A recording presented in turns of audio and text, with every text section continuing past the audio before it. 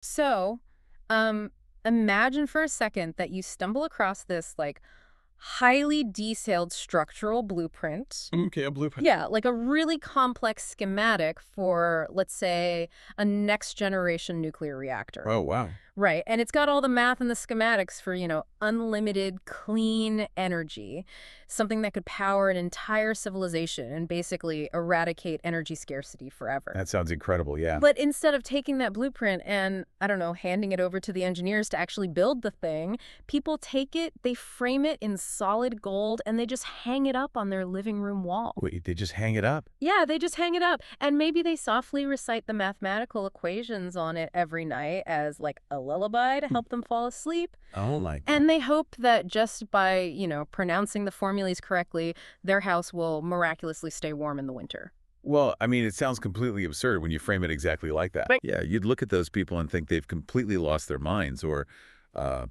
or at least profoundly misunderstood what a blueprint is actually designed for. Exactly. And yet, according to the massive stack of sources we're unpacking today, that is precisely the paradox we are living in right now. It really is, yeah. We are talking about an ancient text today, specifically the Quran, and even more specifically, the verses of Surah Al-Imran, verses 180 through 186. Right, which are very famous verses. Very famous. Millions of people around the globe memorize these exact verses. They recite them in daily prayer. They seek a sense of internal peace from them. Yeah, they hope for a personal spiritual blessing just from the recitation itself. Exactly. It's a very private, very safe transaction. And, you know, we deeply crave that safety. We like things to be safely categorized in our lives. Oh, totally. We love our little boxes. Right, so religion goes into the personal morality box. It's about being kind to your family, feeling a connection to the divine, finding comfort when things are hard. And economics, on the other hand, well, that goes into the hard math, public policy, cutthroat reality box. Yeah, keep those strictly separated. Exactly. We built an entire modern paradigm on keeping those two boxes as far apart as possible. Okay, let's unpack this. Because when you step into the world of the Quranic rationalist school, specifically the extensive analytical works of Allama G.A. Parwez, well, those neat little boxes are completely obliterated. Oh, they are smashed to pieces. Yeah. We are looking at a textual landscape today that is, quite honestly, explosive. It really is. The core argument in our source material is that humanity has naively trapped itself in what Parwez calls the ritual trap. The ritually trap, right? We have taken what was explicitly designed as a rigorous, structural, civilizational blueprint for societal justice, and we've reduced it down to a religious placeholder, like a magical incantation. It is the absolute definition of a paradigm shift. And what's fascinating here is the specific misconception being corrected by this rationalist methodology. Right, tell us about that. Well, in the traditional Orthodox framework that most of us are familiar with, concepts like wealth, stinginess, and charity, they are viewed entirely through the lens of personal moral character. Like if I don't tip my waiter, I'm just kind of a jerk. Exactly. If you are stingy, it's a flaw in your heart. If you give a little charity, you are a virtuous individual. It's all about you. Your personal spiritual report card. Yes, exactly. But Parwez's analysis of the Quranic methodology redefines these concepts from the ground up. Right. They aren't just personal traits. They are the structural physics that determine whether an entire society survives or, frankly, whether it collapses in flames. The physics of society. I really love that phrasing because it just removes all the vague mysticism and replaces it with actual cause and effect. It makes it a hard science. Yeah. So, if you're listening to this right now, here is our mission for today's deep dive. We need you to take the religious filter off your ears. Yes, absolutely. Unlearn the traditional definitions you might carry around with you. We are going to examine these verses not as a collection of moral platitudes, not as spiritual comforts, but as a rigorous, logical, and incredibly demanding system of economic justice. We are looking at the actual blueprints for the reactor today. Right. And to understand a structural blueprint, you have to first understand the technical language of the engineers who drew it. You really do. You can't build a reactor if you think fission just means a feeling of warmth in your chest. Exactly. You're going to blow up the building. You need the exact systemic definition. Right, which means we have to do a massive translation shift right up front. We are moving from religious definitions of Arabic terms to systemic definitions. A completely different dictionary. It is. But let me stop here for a second, because I know when we start throwing around ancient terminology, it can feel like a massive vocabulary dump. Yeah, it can get overwhelming fast. So let's ground this. Let's start with two words that are basically the foundation of literally any ethical system anywhere. Care and shar. Now, traditionally, these just mean good and evil. Right, that's the standard translation. Like, you help an old lady cross the street, that's care. Good job. You steal a candy bar from a baby, that's shar. Basic individual morality. That is the traditional reduction, yes. But if we connect this to the bigger picture of the rationalist framework, the Quran strips away that abstract, individualized morality. Okay, so what does it mean then? Well, in this context, care and shar represent a massive systemic clash of economic ideologies. Oh, really? Economics? Yes, they are the foundational polarity of the whole system. They aren't about what you do in the privacy of your own home. They are about the structure of the society you participate in. Wait, hold on. I need to push back on this a little bit. Sure. Good and evil are universal human concepts, right? Every culture has them.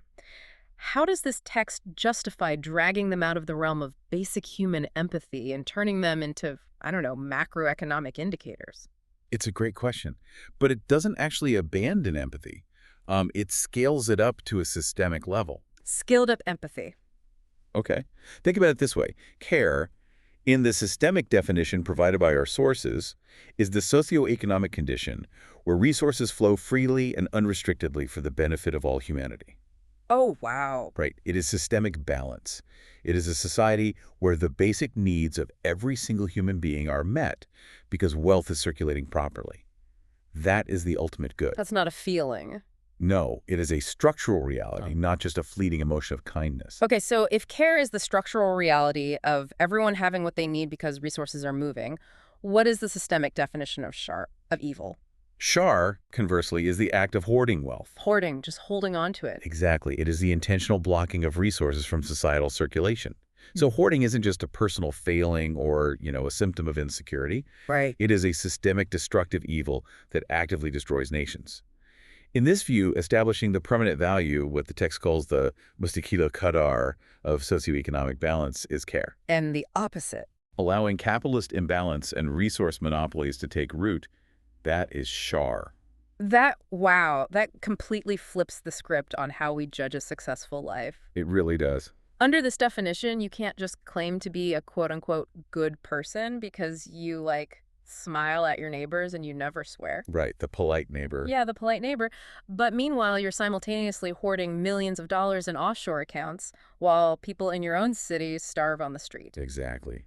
The hoarding itself is shar. The accumulation is the evil. It's the literal mechanism of starvation. Precisely. The individual moral purity is completely irrelevant if your economic footprint is causing systemic deprivation. That is heavy. It is. And this logically leads us to the mechanism of how a society actually achieves share. How do you ensure that resources flow? Right, because it doesn't happen by accident. No. This is governed by a concept that gets tossed around a lot in religious circles, which is infaq. Ah, infaq. Now, traditionally, people think of infaq as just optional charity. Yeah, dropping some spare change. Right. You give a few bucks to someone on the street, you drop a coin in a donation box at a place of worship, or maybe you write a check to a nonprofit at the end of the year to get a tax write-off. And boom, you've done your infaq. You check the box, you feel great about yourself, but the linguistic root of this word tells a totally different story about how this is actually supposed to function, doesn't it? It does. And this is where the engineering blueprint analogy really shines. Okay, let's hear it. If we look at the linguistic root of infaq, which is nafaq, it literally translates to a tunnel with two open ends. A tunnel. Yes. A passageway where things move through. So not a vault, not a reservoir where you store things. Exactly. Ugh. It is not a stagnant pool. Therefore, true infaq means that wealth must enter from one side and flow out the other continuously without any stagnation whatsoever. That implies constant motion. Constant. The text frequently compares it to a continuously flowing spring.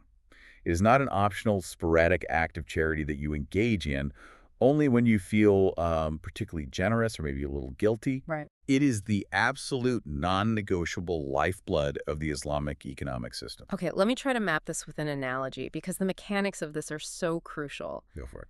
If we think of a human society as a literal human body, um, infaq is the circulatory system. I like that. The blood, which in this case is the wealth, the resources, the food, the capital, it has to keep moving constantly to deliver oxygen to every single cell. Which represents every single citizen. Right. Every single citizen. Yeah. If the blood flows freely, the body is healthy, it thrives, it can grow. Yes. But the traditional capitalist view of wealth accumulation, where the whole goal is to hoard as much as possible in your own personal accounts, well, that's not success in this model. That is a blood clot. That is a very, very accurate physiological equivalent to what Parwez is describing sociologically. A blood clot. Yeah.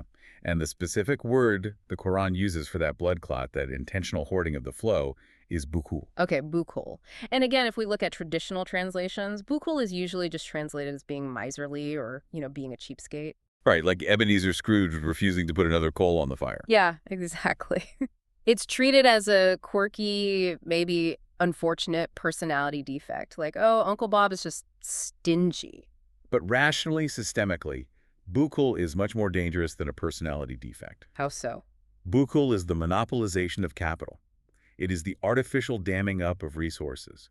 It's creating intentional economic stagnation by restricting wealth exclusively to oneself or one's own class. So it's building a dam across the flowing spring. Yes, and according to the rationalist reading of Surah Al-Imran, this monopolization is a severe crime against the collective. A crime. A massive crime.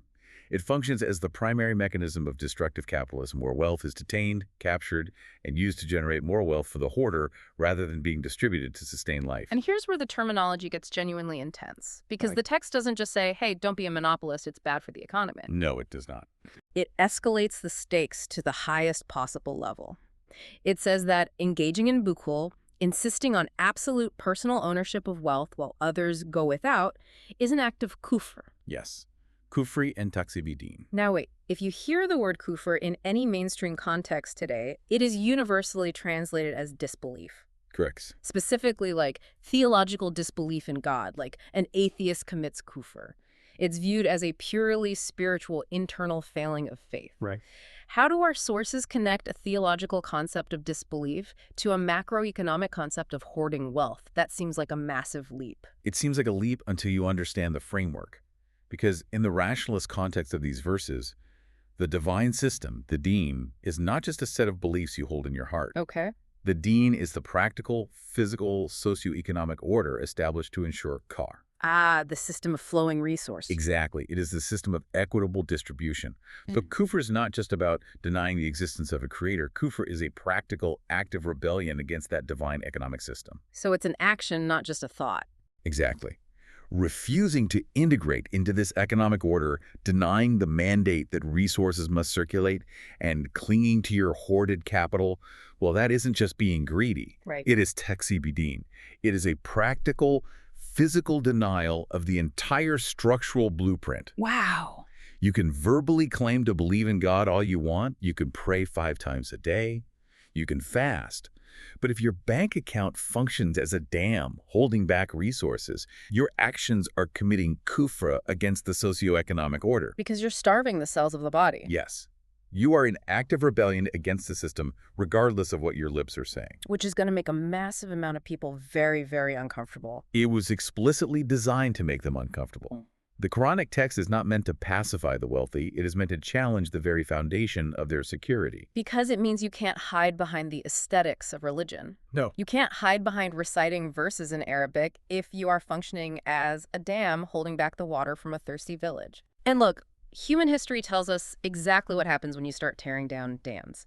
The people who own the dams, the people who profit from the artificial scarcity, they are going to fight back hard. Oh, absolutely. They always do. Which brings us to the final piece of our linguistic key today, found in verse 186. We need talk about saber and taqwa. Right. Verse 186 is a very sobering reality check. Set the stage for us. Well, it warns the believers, the ones who are actually trying to establish this flowing spring of infaq, that they, quote, will surely be tested in your possessions and in yourselves. So it's a warning label on the blueprint. Yes. The text is acutely aware that implementing an economic system that forces the wealthy elite to unclench their fists, it's going to demand immense physical, psychological, and financial sacrifice. Right, because the elites aren't just going to look at the blueprint for the flowing spring and say, oh, a society without poverty. What a wonderful idea. Here are the keys to the vault. Let's distribute the gold. No, they certainly are not. They're going to wage an all-out war to protect their monopolies. Of course. The source material notes that anyone pushing for this rationalist system must be prepared to endure severe psychological warfare, intense propaganda. Yeah, their campaigns. Yes, character assassination and literal physical abuse from the traditionalists and the capitalists who desperately want to maintain the status quo.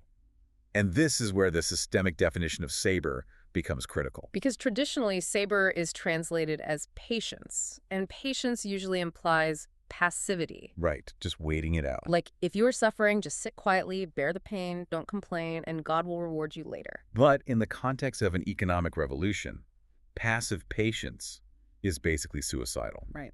Here, saber is steadfastness. It is the active, resilient, unyielding defense of the new economic system against that elite warfare. Standing your ground. Yes, holding the line when the pressure gets absolutely unbearable. And then you have taqwa, which is usually translated as fearing God in a sort of, nebulous emotional way. Yeah, trembling in fear. Right. But it's redefined here as the unwavering, strict adherence to the divine laws. It is the strict discipline required to follow the blueprint without cutting corners. So they work together. Exactly. You need saber to withstand the brutal attacks from the monopolists, and you need taqwa to ensure you don't deviate from the economic roadmap while you are under that extreme pressure. Man, okay. So just to lock this all in before we move forward, Let's recap. we aren't talking about personal morality anymore.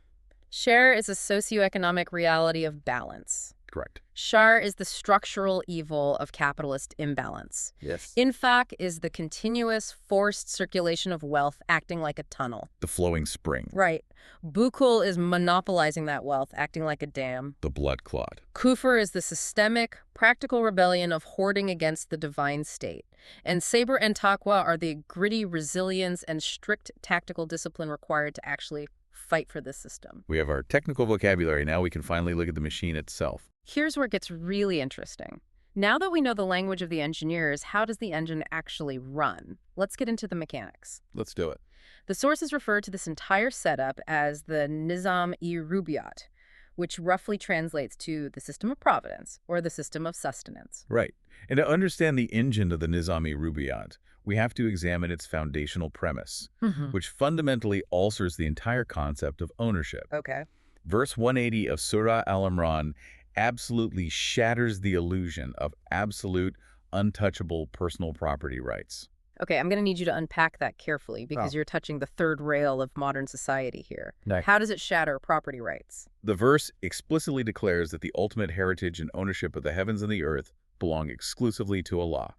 Okay, I'm going to play the skeptic here. I'm going to push back. Please you. Because practically every legal and philosophical system in human history is built on the idea of personal ownership. Yes. John Locke, property rights, all of that. Exactly. If I go into a forest, I chop down trees with my own two hands, I mill the lumber, and I build a house. That house is mine. My labor created it. Right. That's the standard intuition. A lot of religious traditions will casually say, oh, God owns everything, but it's used as a poetic metaphor. Practically, people still say, yeah, God owns the universe, but this factory, this bank account, this patent, well, that has my name on it. It's legally mine. Right. How does Parwez's reading get around that very basic human intuition? This raises an important question, and it's where the rationalist approach diverges so sharply from traditional theology. How so? If we connect this to the broader Quranic methodology, declaring that Allah owns everything isn't a poetic metaphor meant to make you feel humble. Okay. It is a strict, enforceable, legal and systemic mandate. It establishes the legal framework that humans are never absolute owners. They are merely temporary stewards or trustees. Trustees, meaning you hold it on behalf of someone else. Exactly. The resources of the earth, the raw materials, the land, the air, the water. They are a trust provided for the universal sustenance of all humanity. Okay, I'm checking. They are not provided for private exclusive monopolization. You cannot claim absolute exclusive rights to something that inherently belongs to the collective provision of the Creator. But what about my labor? The house I built. Your labor entitles you to the fulfillment of your needs, yes, but your labor does not entitle you to hoard the surplus resources of the earth, while others, who maybe couldn't access those resources, starve. So you own what you need, but not what you don't need. Right. The absolute ownership belongs to the system of rububiyat, the system of universal sustenance. So if I can't absolutely own the surplus and it's meant for everyone, how does it actually get to everyone, logistically speaking? Right, the logistics. Because obviously it doesn't just magically rain down from the sky evenly into everyone's pockets. You need administration. You need a system. This is where the crucial concept of the markaz, or the central authority, comes into play. The markaz. The lecture we are analyzing outlines a very specific binding social contract. In the Quranic system, the markaz, which is the state apparatus established purely to act on these divine principles, it takes full, unapologetic responsibility for providing the basic necessities of life to every single citizen within its jurisdiction. Yeah, every single one, regardless of their utility or economic output. Every single one. The fundamental goal of the markaz is the total eradication of absolute poverty and the complete elimination of the dehumanizing practice of begging or dependency on the whims of the wealthy. Wow. The state guarantees your sustenance, food, shelter, clothing, healthcare, education, the prerequisites for human dignity. Okay, wait. Let's really stress test this. Sure. If the state, the markaz, guarantees everyone's basic sustenance, we run straight into the classic capitalist critique. The free rider problem. Exactly. What does the individual do with the money they make from their own labor?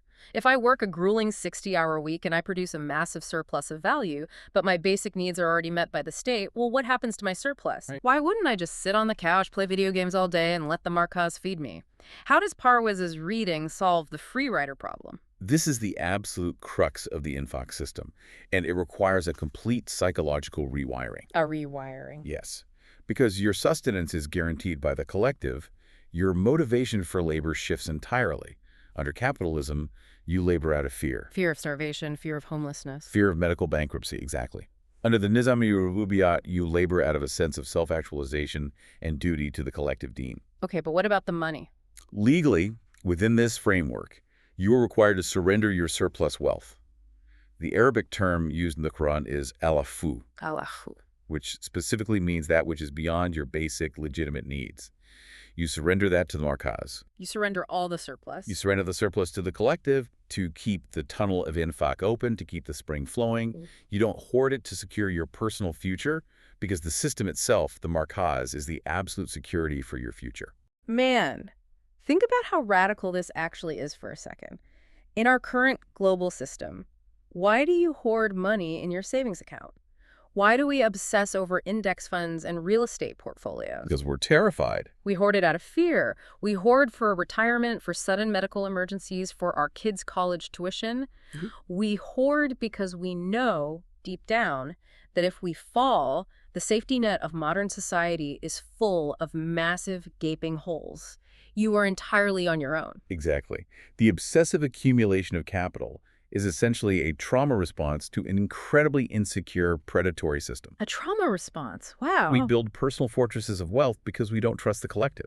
We don't have a functional markaz. Right. But this blueprint says the central authority removes the fear. The markaz takes on the burden of the future. The state guarantees your needs from cradle to grave. Yes. Therefore, your primary justification for hoarding, which is personal security, is completely invalidated. It no longer exists. Your surplus must go back into the system to sustain the guarantee for everyone else, including the sick, the elderly, and the vulnerable.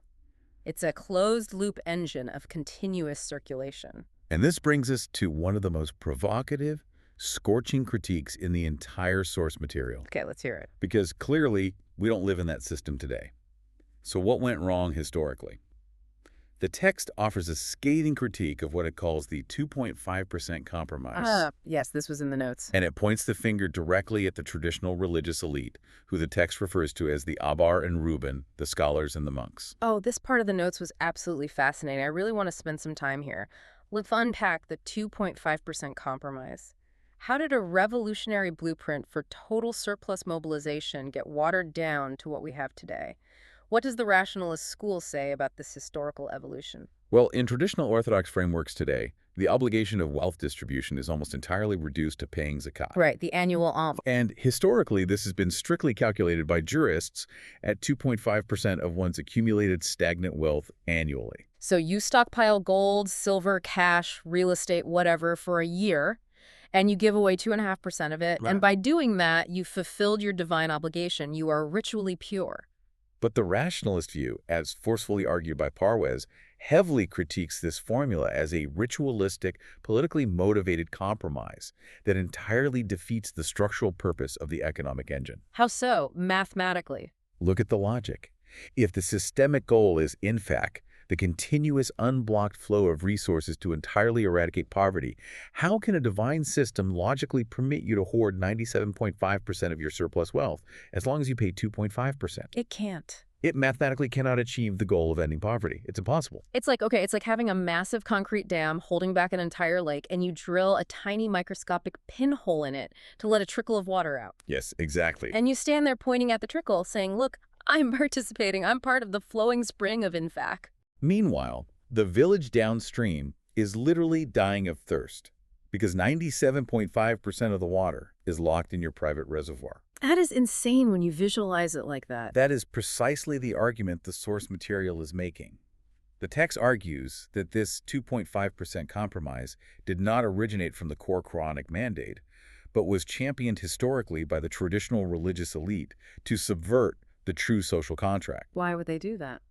Because it allows the wealthy elite to feel ritually pure, pious, and religiously secure, while still actively engaging in bukul, the systemic evil of static capital accumulation. So it's basically a theological loophole. It baptizes capitalism. It makes hoarding holy as long as you pay the tiny fee. The notes literally say that the religious elite, quote, subvert this contract by acting as parasites, consuming the labor of others while protecting the capitalist hoarding of gold and silver under the guise of religion. It is a severe indictment. That is a direct quote from Parwez's analysis. They act as the PR department for the monopolists.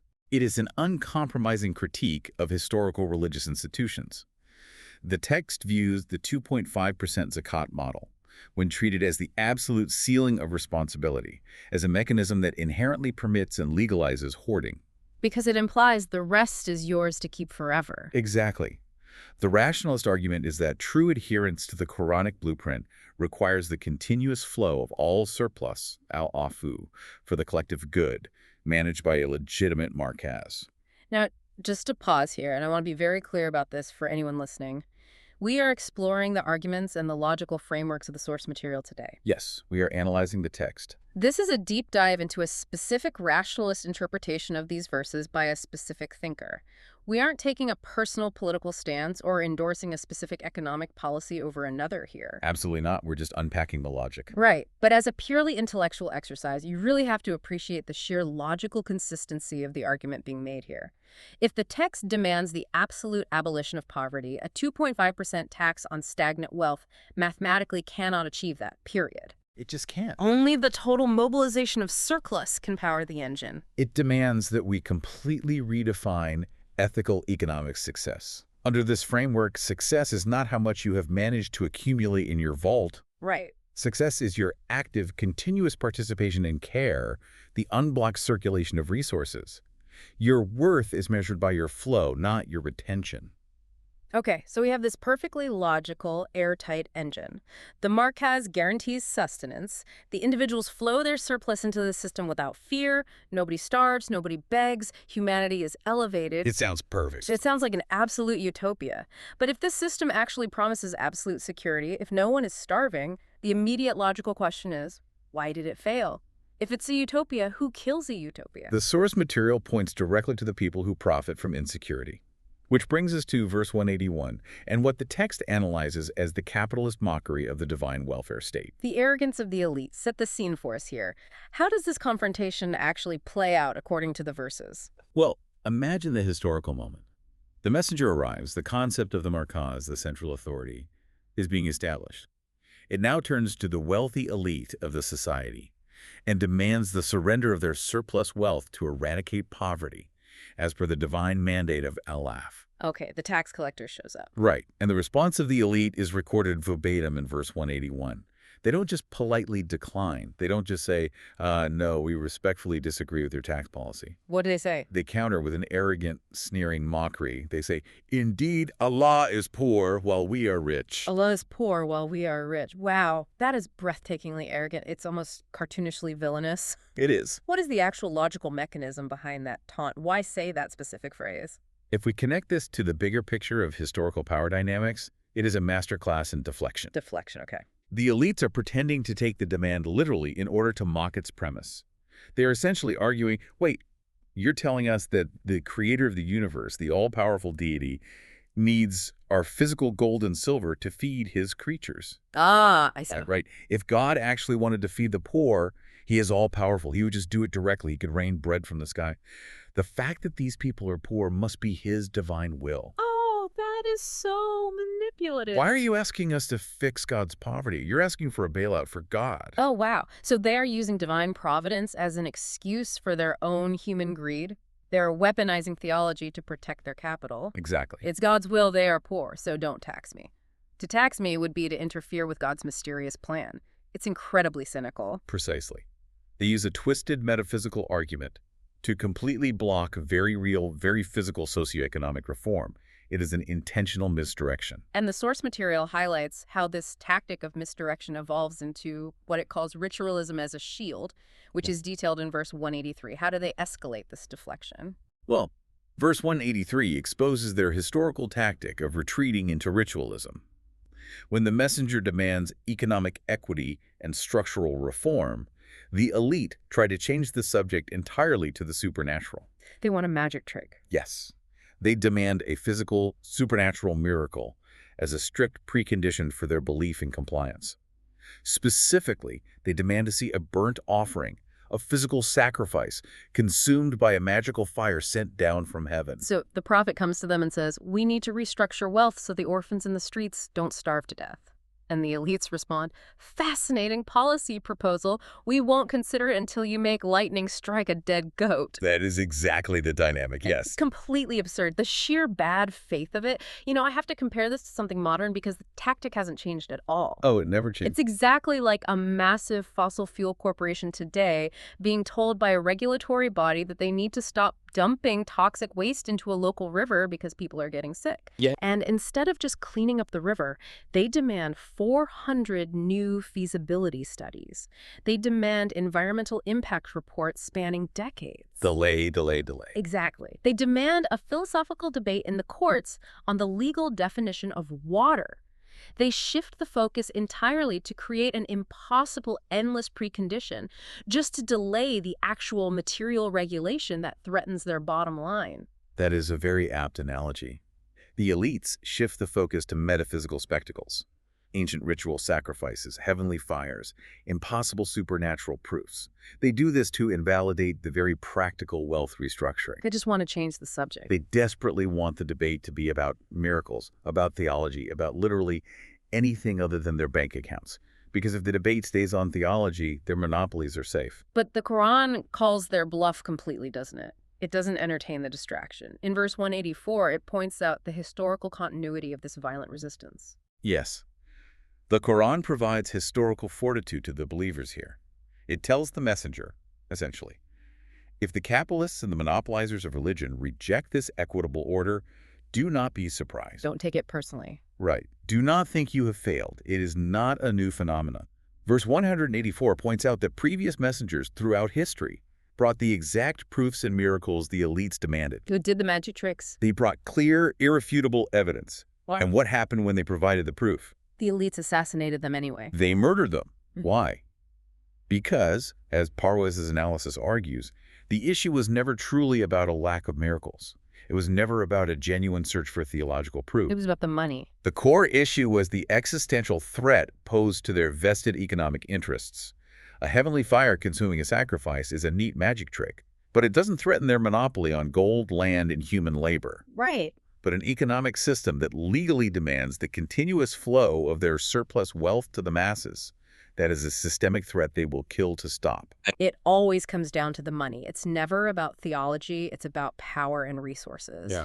And this paints such a vivid, grounded picture of the historical clash. It really demystifies history. You have the believers trying to establish care, this flowing spring of resources to sustain humanity, and you have the elites, the monopolists, digging their heels in, hoarding their wealth, demanding irrelevant miracles, and historically resorting to brutal violence to protect their bukhul. Which logically leads us to the ultimate consequence of this clash. If the elites refuse to yield, what actually happens? This is what the text calls social physics. Right. So what does this all mean in the real world? If the elites fight back, if they successfully hoard the wealth, if they mock the marquez and kill the messengers, what happens? Right. Does God just arbitrarily strike them with lightning? Does the ground magically open up and swallow their mansions? This is where the rationalist interpretation is perhaps at its most profound and honestly its most chilling. The destruction of an unjust economic order is not framed as an arbitrary, angry act of a deity sitting on a cloud. It is the precise scientific application of cause and effect. Science. It is called the Law of Requital, or Mukafat Ayamal, which is outlined in verse 182. The law of requital, action and consequence, physics. Yes. The verse states, "That is for what your hands have put forth." This phrasing is crucial. It means nations seal their own doom gradually. Societal collapse, violent revolutions, economic disasters, these do not happen overnight, and there are not spontaneous acts of divine wrath. They aren't random acts of God. They are engineered by the society itself. Precisely. They are the cumulative mathematical result of years, sometimes decades or centuries, of exploitation, hoarding, and systemic inequality. They're structures. Yes. Oh. Every time the elite hoards capital, every time they deny someone their basic needs, every time they suppress a wage or monopolize a resource, they are putting forth a consequence. They are manufacturing their own ruin step by step. Yeah. The divine law, in this view, is inherently just and never oppresses its subjects. The capitalist forces oppress themselves by stubbornly ignoring the laws of social physics. It's like stress fractures in a bridge. Exactly like that. You might drive a massive, heavy truck over a poorly maintained, structurally compromised bridge 1,000 times, and it seems totally fine. The bridge holds. The elites look at it and think, look, our hoarding is working, the system is stable. They think they got away with it. Right, but you're putting forth that invisible damage with every trip. And on the 1,001st trip, the bridge catastrophically collapses. It wasn't the final truck that magically destroyed it. It was the inevitable culmination of all the ignored, accumulated stress. That is exactly how Mukafati Yamal operates. And the text uses incredibly visceral, terrifying imagery to describe what this collapse looks like for the hoarders when the bridge finally snaps. It's a suffocating collar. Yes, the talk. The Quran warns that the hoarded capital itself, the very wealth, the gold, the silver, the assets they thought would secure their future and make them untouchable, it will transform into a suffocating collar around their necks. It's incredibly poetic, but the source material insists it's also a worldly reality, not just an afterlife concept, right? Because usually when we hear about hellfire or punishment in these texts, we assume it means after you die. That's a vital foundational distinction in Parwez's framework. While traditionalists often push all reward and punishment into the metaphysical afterlife, which honestly conveniently removes any pressure to fix the world today. Right, just suffer now, paradise later. Exactly. But the rationalist school argues that these consequences manifest in this world first. The burning fire mentioned in the text, Jahannam or Hutama, represents worldly societal upheaval. A societal inferno. It is a massive revolution. It is a disastrous, chaotic, and violent upheaval driven by the deprived, starving masses. The breaking point. When the pressure of inequality becomes too great, when the bukhul reaches a breaking point, the society ignites. The masses rise up, and the very pillars of the capitalist class are burned to the ground. Wow. That is the worldly hellfire created by their own bukhul. The wealth they hoarded becomes the literal reason they are targeted. It acts as a heavy collar that drags them down into the flames of the revolution they engineered. It really reminds me of the historical phrase, eat the rich. Absolutely. When a society gets so top-heavy, so imbalanced, the bottom eventually gives way and everything comes crashing down. It is, as you said, social physics. Gravity always wins. You cannot build a stable tower if you keep hollowing out the foundation to add gold to the penthouse. And the law of requital doesn't just stop at the destruction of the unjust. There is a systemic evolutionary process of replacement that follows. The replacement of nations. This was a fascinating point in the notes. How does that work? Well, if a society turns away from the correct path of resource distribution, if they stubbornly refuse to open the tunnel of infaq and insist on being a dam, they are inevitably destroyed by the stress fractures of their own inequality. The bridge collapses. Yes. And then another nation, another society, is brought in to take their place on the world stage. But the crucial distinction here, and the notes emphasize this heavily, is that the new nation won't just be a cosmetic replica of the old one. Exactly. The Quran says, then they will not be the likes of you. The fundamental defining difference between the failed, destroyed nation and the successful successor nation isn't their language, their geography, or their skin color. It is their economic system. It always comes back to the economics. Always. The new nation will survive only if they do not practice the destructive habits of withholding and accumulating capital. They must establish an economic order where wealth actively circulates for the general welfare. And if they don't? If they just replicate the bukul of the previous nation, they will eventually face the exact same law of requital and be destroyed in turn. It's literally an evolutionary mechanism for human civilizations. Adapt to socioeconomic balance, or go extinct and be replaced by a society that will. It's a brutal, unforgiving filter for human progress. That is the eternal churn of human history, viewed entirely through the lens of the Quranic economic mandate. Yeah.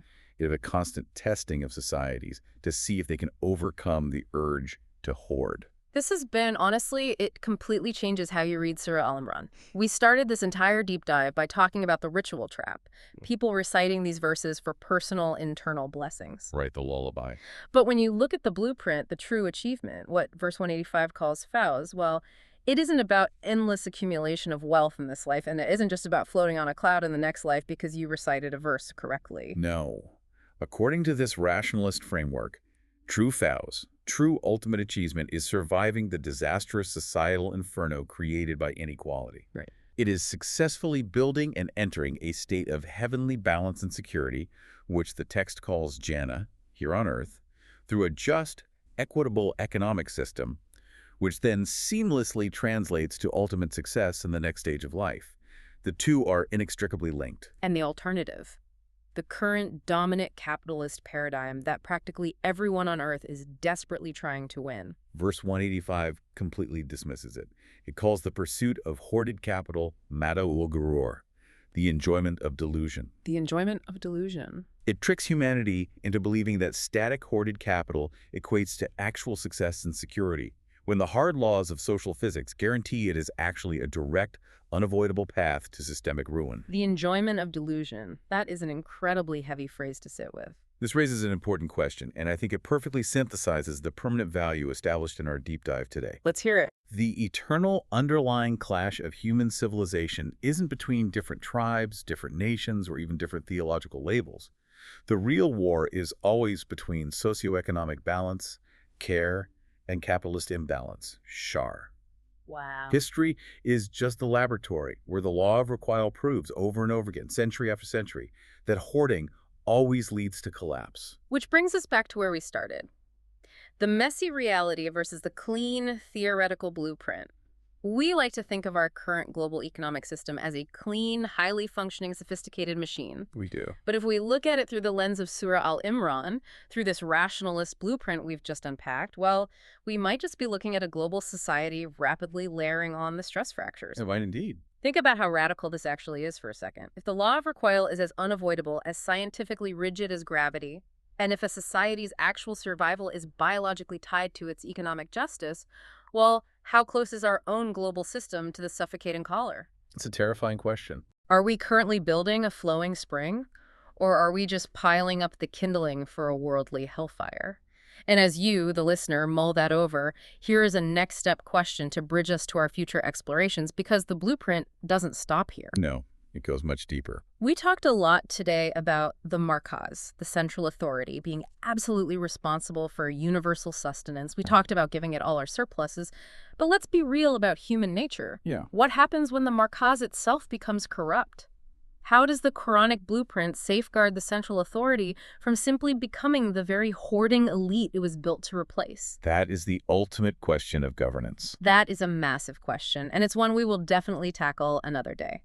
Thank you for joining us on this deep dive into the systemic, rational depths of Surah Al-Imran. Keep questioning the paradigms, keep looking at the blueprints, and we'll see you next time.